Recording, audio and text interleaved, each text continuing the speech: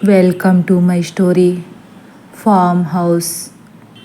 అలా త్రిపుర ఏడుస్తూ, అత్తయ్య అయిపోయింది, ఇక అంతా అయిపోయింది, ఈ రోజుతో మనందరం ఈ ఇంట్లోనే సమాధైపోవడం ఖాయమనిపిస్తుంది ఏడుస్తూ నెమ్మదిగా చెబుతుంది. ముగ్ధ ఏడుపు మాత్రం అతి భయానకంగా, ఒళ్ళు గగ్గుర్పాటు గొలిపే విధంగా ఉండేసరికి వీళ్లలో భయం ఇంకాస్త పెరిగిపోయింది. వెంటనే ఇందువదన చింతనిప్పుళ్లా ఉన్న పెద్ద పెద్ద కనుగుడ్లతో వీళ్ల ముగ్గురి వైపు చూస్తుంది.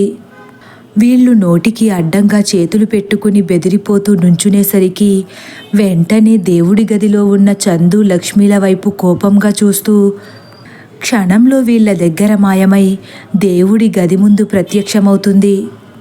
చందు లక్ష్మీల కాళ్ళు చేతులు గజగజ వణుకుతున్నాయి.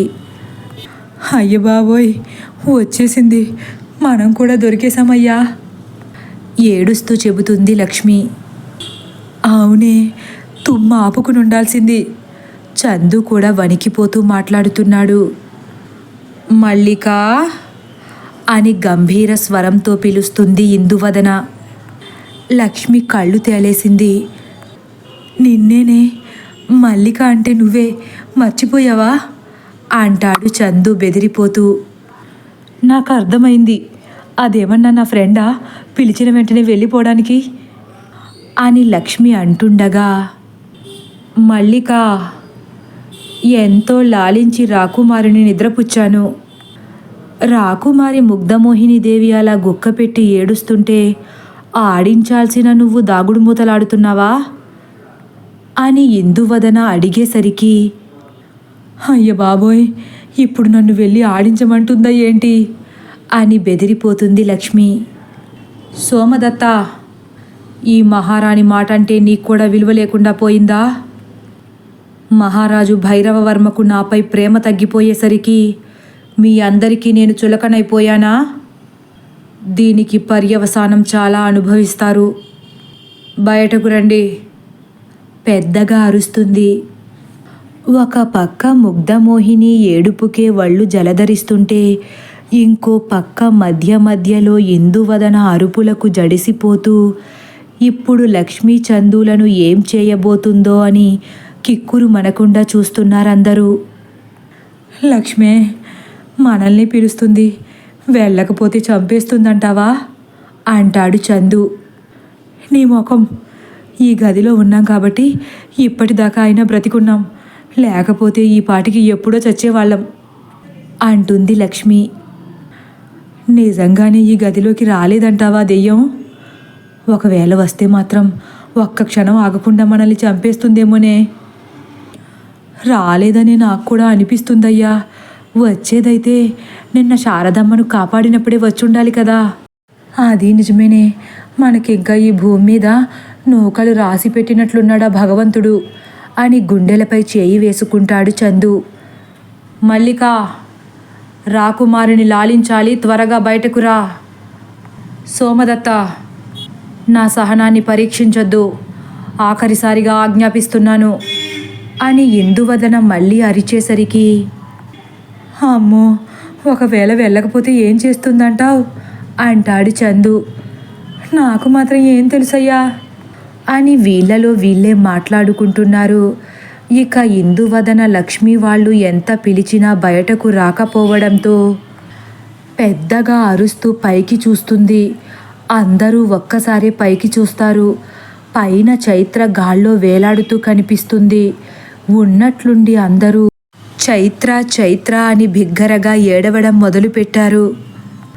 అమ్మమ్మ, నాకు భయమేస్తుంది అని చైత్ర కూడా పెద్దగా ఏడుస్తూ కాళ్ళు చేతులు ఆడిస్తుంది. వెంటనే ఇందువదన తన చేతిని కాస్త పైకి పెట్టి 4 వేళ్లను కిందకు ఆడించేసరికి పైనుండి చైత్ర మెరుపు వేగంతో కిందకు దూసుకు వస్తుంది. చైత్ర ఎక్కడ పడిపోతుందో అనే భయంతో అందరూ ఇంకా పెద్దగా అరుస్తున్నారు. వద్దు వద్దు, చైత్రనేమి చెయ్యొద్దు అని దీనంగా ప్రాధేయపడుతున్నారు. వెంటనే ఇందువదన మళ్ళీ తన అరచేతిని పైకి చూపించగానే సగం వరకు వచ్చిన చైత్ర మధ్యలోనే ఆగిపోతుంది. అందరూ ఒక్కసారే ఊపిరి పీల్చుకుంటారు. ఇంతలో ఇందువదన మీనాక్షి వైపు చూస్తూ, నా బిడ్డ ఊరుకుంటేనే మీ బిడ్డ బ్రతుకుతుంది అని తలని కాస్త వంకరగా పెట్టి కనుగుడ్లు రెండూ ఒక పక్కకు చేర్చి చూస్తుంది. నేను లాలిస్తాను, మీ పాపను నేను లాలిస్తాను, మా చైత్రనేమి చెయ్యొద్దు అని దీనంగా వేడుకుంటుంది మీనాక్షి. ఇందువదన మళ్ళీ కోపంతో రగిలిపోతూ, మా రాకుమారి ఎవరు పడితే వాళ్ళు లాలిస్తే ఊరుకోదు. మల్లిక అంటేనే మా రాకుమారికి ఎక్కువ మక్కువ అనేసరికి ఒక్కసారే మీనాక్షి ఆశ్చర్యపోయి దేవుడి గదిలో ఉన్న లక్ష్మి వైపు చూస్తుంది. లక్ష్మి కళ్ళు భయంతో పెద్దగా తెరుచుకుంటాయి. అయ్య బాబోయ్, ఇది నన్ను వదిలేలా లేదయ్యా అని గుండెలపై చేయి వేసుకుంటుంది లక్ష్మి. మల్లిక, మీరిద్దరూ బయటకు వస్తేనే ఈ పిల్ల బ్రతుకుతుంది అని మళ్ళీ అనేసరికి, లక్ష్మి దయచేసి బయటకు రా, లేకపోతే చైత్రను చంపేసేలా ఉంది ప్రాధేయపడుతుంది మీనాక్షి. పైనుంచి మాధురి కూడా, ప్లీజ్ లక్ష్మి, నా బిడ్డ ప్రాణం నీ చేతుల్లోనే ఉంది, నా బిడ్డను కాపాడు లక్ష్మి అని ఏడుస్తుండడంతో, లక్ష్మి ఆ అమ్మగారు వాళ్ళని చూస్తుంటే జాలేస్తుందే, బయటకు వెళ్ళిపోదామా అంటాడు చందు. వెళ్ళిన వెంటనే చచ్చిపోతామయ్యా. అదేంటి అలా అంటావు? ఎన్నాళ్ళు వాళ్ళ వల్లే కదా మన పిల్లలు మంచి స్కూల్లో చదువుకుంటున్నారు. వాళ్ళ ఉప్పు తిన్న విశ్వాసం చూపించుకోవాల్సిన సమయం వచ్చినట్లుంది. ఏం మాట్లాడుతున్నావయ్యా? చదువున్నా లేకపోయినా మన పిల్లలకు మనం ఉండాలి కదా. మనమే లేకపోతే ఇంకెందుకయ్యా చదువులు గిదువులు? అలా అనకే. చైత్రమ్మను చూడు, అభం శుభం తెలియని చిన్నపిల్ల అలా గాల్లో వేలాడుతుంటే వాళ్ళ ప్రాణాలే గాల్లో వేలాడుతున్నట్లు ఎలా కొట్టుకుపోతున్నారో చూడందరూ అని లక్ష్మికి నచ్చ చెప్పడానికి చూస్తున్నాడు చందు. లక్ష్మి దయచేసి బయటకు రా లక్ష్మి, ఆ బొమ్మని ఊరుకోపెట్టు, నీకు పుణ్యం ఉంటుంది దీనంగా అడుగుతుంది త్రిపుర కూడా. లక్ష్మి, నువ్వు ఇప్పుడు బయటకు వచ్చి చైత్రను కాపాడితే నువ్వేదడిగితే అదే ఇస్తాను. మీ పిల్లలను చైత్రతో సమానంగా మా ఇంటి పిల్లల్లా చూసుకుంటాం. దయచేసి మా మనవరాలికి ప్రాణభిక్ష పెట్టండి. చేతులు జోడించి తలను వంచి ప్రాధేయపడతారు విశ్వనాథ్ కూడా. లక్ష్మి, మనం చేసేది తప్పే. నువ్వు వస్తేరా, లేకపోతే లేదు. నేను మాత్రం బయటికి వెళ్ళిపోతున్నాను అంటాడు చందు. అయ్యా, ఏం చేస్తున్నావు? నీకు అర్థమవుతుందా? నేను సరిగ్గానే చేస్తున్నాను. నువ్వు వస్తావా రావా? ఆ ఇందువదన కూతుర్ని ఊడుకో పెడతావా లేదా? లక్ష్మి ఏడుస్తూ, నీకేమైనా పిచ్చి పట్టిందా అయ్యా? ఆ దెయ్యం పిల్లని నేను ఊరుకోపెట్టడం ఏంటి? ఆ దెయ్యం వాగిందల్లా నమ్మేస్తే ఎలాగా అంటుంది. నాకదంతా అనవసరం. నువ్వు రాకపోతే నేనే వెళ్ళి ఊరుకోపెడతాను అని వేగంగా తలుపు తీసేస్తాడు చందు. లక్ష్మి వెనక్కి లాగబోయేసరికి బయట కాలు పెట్టేస్తాడు. అంతే, మెరుపు వేగంతో ఎవరో ఈడ్చుకెళ్ళినట్లు వెళ్ళి దూరంగా ఉన్న గోడను గుద్దుకుని ఆగుతాడు. చందు ఒళ్ళంతా ఒక్కసారిగా అదిరిపడుతుంది.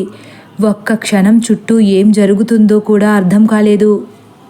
మల్లిక, నువ్వు రాకపోతే అంటూ గిర్రున సుడిగాలిలా తిరుగుతూ చందు ముందు ఆగింది ఇందువదన. గోడకు జారబడి కింద వాలిపోయి ఉన్న చందుని చూస్తూ, వస్తావా రావా అని మళ్ళీ కళ్ళెర్ర చేస్తుంది. ఇక లక్ష్మికి తను బయట అడుగు పెడితేనే చందు ప్రాణాలతో ఉంటాడని అర్థమైపోయింది. ఒక్కసారి వెనుక ఉన్న దేవుడికి దండం పెట్టుకుని బిత్తర బిత్తర చూపులు చూస్తూ బయటకు రావడానికి సిద్ధపడింది. ఇంతలో గోడలోంచి 2 చేతులు అమాంతం బయటకు పొడుచుకు వచ్చి చందు పీకను గట్టిగా పట్టుకుంటాయి. చందు గిలగిలా కాళ్ళని చేతులను కొట్టుకుంటున్నాడు.